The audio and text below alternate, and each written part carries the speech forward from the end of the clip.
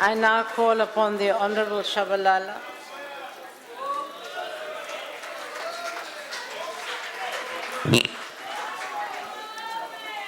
Honorable Chairperson, Honorable Ministers and Deputy Ministers, Honorable Members of Parliament, I must start by saying that I'm highly honored to be the youth of the African National Congress. In fact, I'm very blessed to be a youth belonging to the ruling party today, because therefore that means my ideological orientation classifies therefore the economical understanding and shapes the ideology and the vision of the ANC. So for that said, I said, I'm very happy to be a member of the ANC. That said, when we speak about the June month, we're thinking militancy, we're thinking vibrancy, we're thinking young people that has got energy. We're thinking where I'm sitting, the likes of Ephraim Ngwe, Bani Mulukwani, Pixley Kaseme, Tsietsi Mashinini, Hector Peterson, who was shot at a younger age at those times.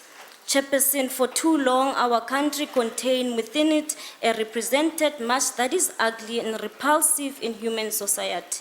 It was a place in which to be born black was inherent a lifelong curse. It was a place in which to be born in white was to carry a permanent burden for fear and hidden rage.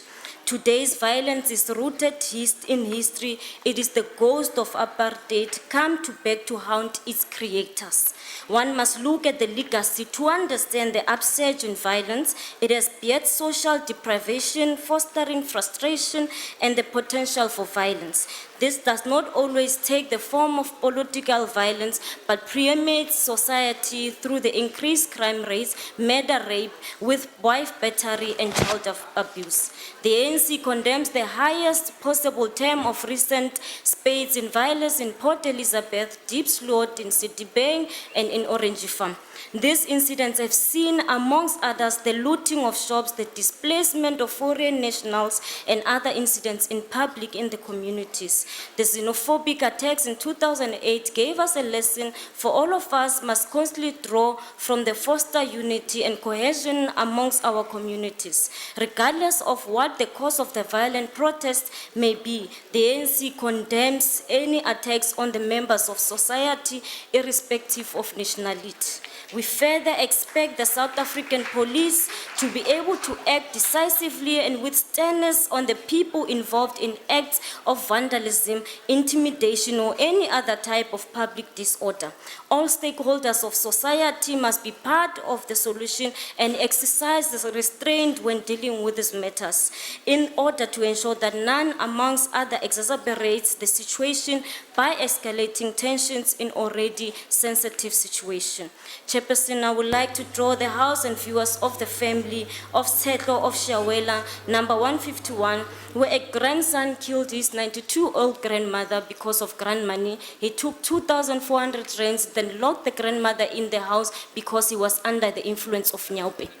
So having had said that, Chairperson, it is important to also acknowledge the fact that the police reacted swiftly and ensured that he's beyond bars. So it is important for us to be able to say that with the police, in terms of them acting swiftly, that we acknowledge that. We must follow on the footsteps of the earlier generation of revolutionary youth. Young people within the democratic movement should be at the forefront of defending the gains of the revolution and accelerating development.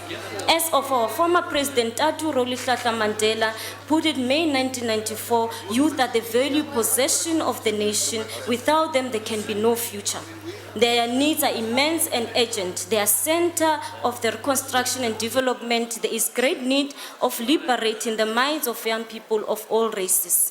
Chairperson, an entry point in this contribution will be the approach that will not be necessarily academic or scientific, but rather an immediate response in the socio-economic and political realities faced by our young people. Though a generalization, this contribution is meant to further inspire constructive debate towards a secure future of our country, Africa, and the world. The youth stage is not a time, but it's a state of mind. Youth are better positioned than any other social stratum to be entrusted with and be prepared for responsibilities for the future. Former ANC President Tatu Oliver Reginald Tambo had said, any nation that does not value its youth does not have a future. It is the nation that makes a good investment in its youth that can expect positive results. That's what we've learned. A pay now, it is a payment in the future. Chairperson, at the beginning of our term, 2009, President Jacob Zuma said, for as long as the children do not have the means of the opportunity to receive a decent education, we shall not rest and dare not falter to eradicate poverty. In pursuant of this commitment, as part of our quest to fight the root causes of poverty, in particular integration of poverty, intergenerational poverty, we identify the provision of early childhood development as key success towards achieving 2030 goal. The 2010, we committed ourselves to expand ECD services. Many changes we promised have been implemented. To date, over 900,000 children benefit from this program. We are on the course to deliver our mandate to provide universal ECD in 2014. Chairperson, I'm pleased to report there's been 12% growth in the university enrollments, 837,000 to 2009, and also 938 in 2011, which is in line to aim increase total enrollments in 1.62 million in 2030, as envisaged by the National Development Plan. Over the number of university graduates for this period was also increased by 11%. The current financial year alone, social development has awarded bursaries to 2,037 students. However, the Democratic South Africa is mindful of the fact that white youth feel marginalized in the Democratic South Africa.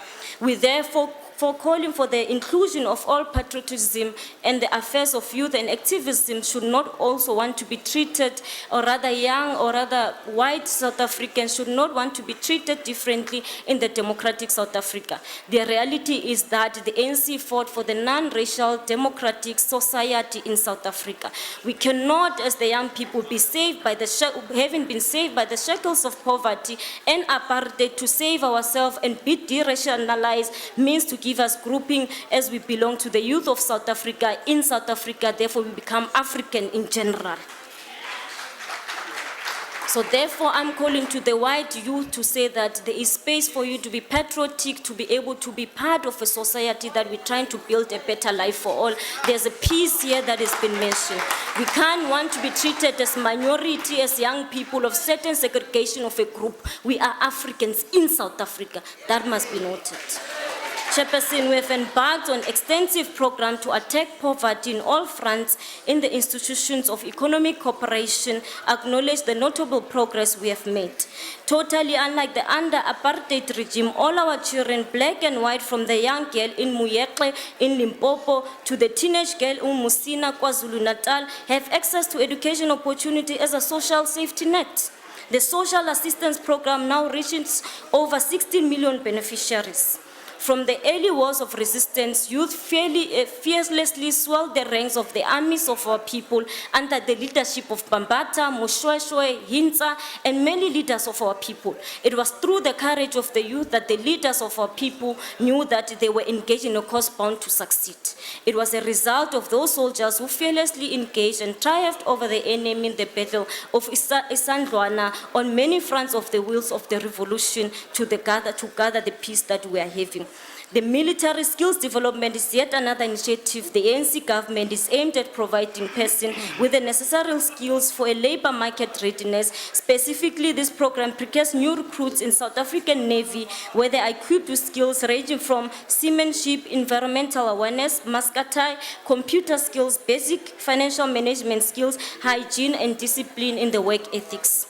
Young but brave, the youth are not to be forgotten for the swift response to the call of mobilizing and organizing our people. It is in the spirit of selflessness. As I conclude, Honorable Member, I would like to draw the attention to the DAU to say we cannot ever have young people who rape young people in society. That can never be tolerated.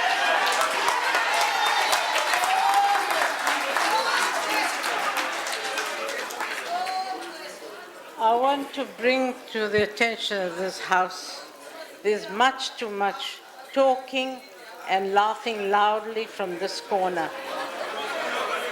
Please be quiet, yes. I do hope that you will have the decency to listen to your own member.